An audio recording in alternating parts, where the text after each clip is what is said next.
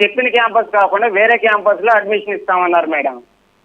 మరి మీరు అంటే ఇప్పుడు వాళ్ళు కమిట్మెంట్ అయ్యే ముందు మీకు ఆల్రెడీ చెప్పే ఉంటారు కదా మీకు ఈ కాలేజ్ కావాలనుకున్నప్పుడు అదే కాలేజ్లో ఇస్తాము అని. కాలేజీ ఒకటే మేడం, క్యాంపస్లు వేరే మేడం. ఓకే, క్యాంపస్ వేరే ఇచ్చారు. క్యాంపస్లు వేరే. ఓకే ఓకే ఓకే చెప్పండి. యాక్చువల్గా ఈ అడ్మిషన్ ప్రాసెస్ ఎట్లా ఉంటుందంటే హైదరాబాద్తో పాటు తెలంగాణలో ఉన్న మేజర్ డిస్ట్రిక్ట్ హెడ్ క్వార్టర్సు, తర్వాత ఓల్డ్ తాలూకా హెడ్ క్వార్టర్స్కి ఈ పిఆర్ఓస్ ఆగస్టు ఫస్ట్ వీక్లో వెళ్తారు. అంటే వచ్చే విద్యా సంవత్సరానికి ఈ సంవత్సరమే ఆగస్టులో వెళ్తారు. వెళ్ళి పిల్లవాడిని, తల్లిదండ్రులను, టీచర్లని ఫస్ట్ ఫేజ్లో అక్కడున్న ప్రైవేటు గవర్నమెంట్ స్కూల్స్ సంబంధించిన హెడ్ మాస్టర్లు అందరిని పిలిచి ఒక లావిష్ పార్టీ అరేంజ్ చేస్తారు. పార్టీ అరేంజ్ చేసి వాళ్ళతోటి ఇంట్రడ్యూస్ చేసుకొని పిల్లల యొక్క నంబర్స్ తీసుకుంటారు. నంబర్స్ తీసుకొని పేరెంట్స్ను కలుస్తారు. ఇక మీ పిల్లవానికి ఐఐటి గ్యారంటీ, ఎన్ఐటి గ్యారంటీ. మొన్న మీ ఊరు పక్కన ఒక పిల్లవాడు ఎస్ఎస్సిలో 10/10 కూడా రాలేదు, కానీ అక్కడ మేము తీసుకుపోయి ఐఐటి ఇప్పించాము, ఎన్ఐటి ఇప్పించాము, ఈ విధంగా చెప్పే ప్రయత్నం చేస్తారు. చేసి వీళ్ళు చేసేటటువంటి మోసాలు 2-3. ఫస్ట్ థింగ్ ఏంటంటే మేము శ్రీ చైతన్యలో అడ్మిషన్ ఇస్తాం. ఏం లేదు, ఫార్మల్ ఒక టెస్ట్ ఉంటుంది, ఆ టెస్ట్ రాస్తే ఆ టెస్ట్ ప్రకారం అయినా టెస్ట్ కూడా నేనే చూసుకుంటలే అని చెప్తారు. తర్వాత ఫీజు మీకు ఎందుకు 10,500 కట్టి మీరు అడ్వాన్స్ బుక్ చేసుకోండి, లేకపోతే తర్వాత దొరకదు. ఎందుకంటే 10,500 10,000 రూపాయలేమో అడ్వాన్స్, 500 ఏమో అడ్మిషన్ ఫీజు. సో అంటే వాడిని బుక్ చేసుకుంటారు అన్నట్టు. ఇక బుక్ చేసుకున్న తర్వాత వాడు ఇంకెక్కడ పోతాడు? ఆ 10,000 వదులుకున్న వాళ్ళు 10,000 మంది ఉంటారు ప్రతి సంవత్సరం. ఆ 10,000 రూపాయలు వదులుకున్న వాళ్ళు 10 సంవత్సరాలు ఉంటారు. తర్వాత వారికి ఏం చెప్తారు? నాకు పలానా క్యాంపస్ కావాలంటే ఆ పలానా క్యాంపస్లో నీకు కంపల్సరీ ఇప్పిస్తామని చెప్తారు.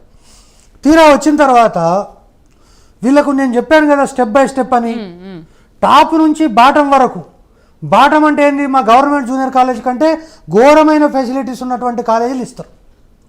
ఇస్తే ఏమంటారు లాస్ట్కు పేరెంట్ పోయి అడిగితే, మీ అబ్బాయికి ఇంట్రెస్ట్ పెట్టాము కానీ ఆ ఇంట్రెస్ట్లో తక్కువ మార్కులు వచ్చాయి, ఒకవేళ పై బ్రాంచ్లు వేస్తే పిల్లలతో కోపం కాలేడు, పిల్లవాడు ఆత్మహత్య చేసుకునే అవకాశం ఉంటుంది, ఇంకోటి ఆ పిల్లవాడికి అన్యాయంగా జీవితం నాశనం అయిపోతుందని తీసుకుపోయి కిందేస్తారు. ఇక ఈ విధమైనటువంటి రకరకాలైనటువంటివి ఇప్పుడు ఈరోజు శ్రీ చైతన్య నారాయణ అడ్మిషన్స్ ఏవైతే ఉన్నాయో, ఇంతకుముందు ఎవరో ఆన్లైన్ అడ్మిషన్స్ గురించి టాపిక్ తీశారు సార్ అనుకుంటా, బహుశా it is a wonderful idea. కానీ ఇప్పుడే అడ్మిషన్లు అయిపోయినాయి అంటే ఇక నువ్వు ఆన్లైన్ అడ్మిషన్కి నోటిఫికేషన్ ఎక్కడ ఇస్తావు? అంతే కదా. ఇప్పుడు all admissions are closed. Sri చైతన్యలో కానీ నారాయణలో కానీ మీరు అడగండి, అడ్మిషన్లు అయిపోయాయని చెప్తారు. సో ఇది ఆ పిల్లవాడు మోసానికి గురైనటువంటిది. ఇగో ఈ విధంగా తల్లిదండ్రులని తీసుకొని రావడం. తర్వాత అల్టిమేట్గా ఫీజు కూడా ఏం రాస్తారు? 1,00,000 రూపాయలని ఫీజు రాస్తారు. వీటికి వచ్చిన తర్వాత మీ దగ్గరికి ఆగస్టులో వచ్చిండు కాబట్టి అప్పుడు 1,00,000 రూపాయలు ఉండే, ఇప్పుడు మేనేజ్మెంట్ 1,50,000 చేసింది కాబట్టి ఖచ్చితంగా కట్టాలి. వాడేమంటాడు? నేను అప్పుడు చెప్పినప్పుడు ఇంతే ఉండే కానీ ఇప్పుడు అందరు పెంచేసిండు, శ్రీ చైతన్య వాడు పెంచిండు కాబట్టి నారాయణ వాడు పెంచిండు, నారాయణ వాడు పెంచిండు కాబట్టి శ్రీ చైతన్య వాడు పెంచిండు. అంటే విద్యార్థిని తల్లిదండ్రులకు ఒకవైపు చూడకుండా, అంటే జనరల్గా ఈ యొక్క ఎద్దుల బండికి ఇటు 2 పక్కల ఎటు పక్కకు చూడకుండా కొన్ని కడతారు.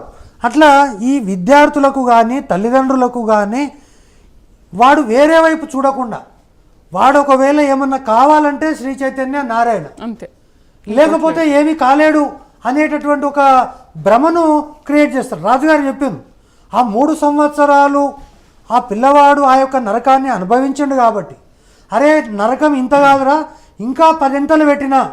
ఎందుకంటే ఆ విద్యార్థికి మనసులో ఉన్నటువంటిది ఏంటంటే రాజుగారి యొక్క యాస్పిరేషన్స్ మనసులో ఉన్నాయి.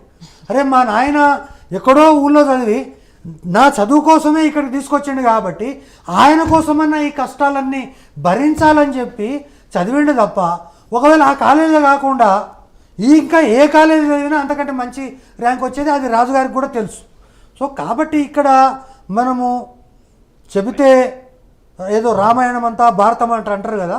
కాబట్టి ఈ కార్పొరేట్ విద్యా సంస్థల యొక్క ఆగడాలు అనేటటువంటి, వాళ్ళ యొక్క విద్యా విధానం అనేటటువంటి, అసలు విద్యా సంస్థలే కానప్పుడు ఆ విద్యా సంస్థల్లో జరుగుతున్న విద్యా విధానం గురించి ఎవరు చర్చిస్తారు?